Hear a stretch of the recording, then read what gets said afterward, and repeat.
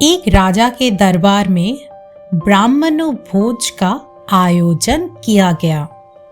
56 भोग महल के खुले आंगन में बनवाए गए। उसी वक्त अनजाने में एक हादसा हो गया।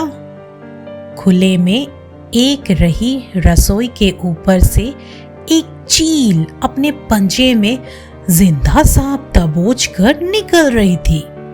सांप ने चील के पंजों से छुटकारा पाने के लिए फुफकार भरी और साथ ही जहर उगला। उसके मुख से निकली जहर की कुछ बूंदें पाकशाला में पक रही रसोई के व्यंजनों में गिर गई। जहरीले भोजन के खाने से सभी ब्राह्मण काल के गाल में समा गए। जब राजा को इस बात का पता चला तो ब्राह्म हत्या के पाप ने उसको दुखी कर डाला।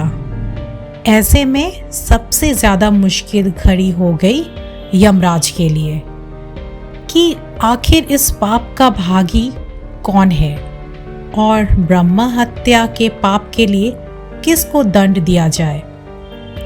सबसे पहला नाम राजा का आया, क्योंकि राजा ने ब्राह्मणों को भोजन के लिए आमंत्रित किया था। यमराज के मन में दूसरा नाम आया रसोइये का, जिसने ब्राह्मणों के लिए महाप्रसाद तैयार किया था। तीसरा ख्याल चील का आया, जो सांप को पकड़कर ले जा रही थी। सबसे अंत में यमराज ने सांप के पाप पर विचार किया। लंबे समय तक यमराज अनियन की स्थिति में रहे कि आखिर ब्रह्म हत्या का दंड किसको दिया जाए।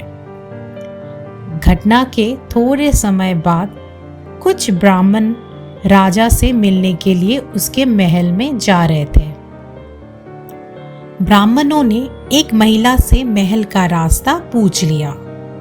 तब महिला ने ब्राह्मणों को रास्ता बताते हुए कहा, देखो भाई, जरा ध्यान से जाना, वे राजा ब्राह्मणों को खाने में जहर देकर मार देता है। जैसे ही महिला ने ये बात कही, यमराज ने फैसला कर लिया कि मृत ब्राह्मणों के पाप का फल इस महिला के खाते में जाएगा और ये दंड को भोगेगी। यमदूतों ने यमराज से पूछा, प्रभु ऐसा क्यों? तब यमराज ने कहा, जब कोई व्यक्ति पाप करता है तो उसको पाप कर्म करने में बड़ा आनंद आता है। ब्राह्मणों को मौत से ना तो राजा को, ना रसोइये को, ना चील को और ना ही सांप को आनंद आया। ये सभी इस अपराध से अनजान ही थे। महापाप की इस दुर्घटना का इस महिला ने जोर शोर से वखान कर जरूर मजा लिया, इसलिए ब्रह्म हत्या का ये पाप इसके खाते में जाएगा। अक्सर हम यही सोचते हैं कि हमने कभी कोई बड़ा पाप नहीं किया है, इसके बावजूद हमको किस बात का दंड मिल रहा। ये दंड वही होता है जो हम परनिंदा का पाप कर संचित करते रहते हैं।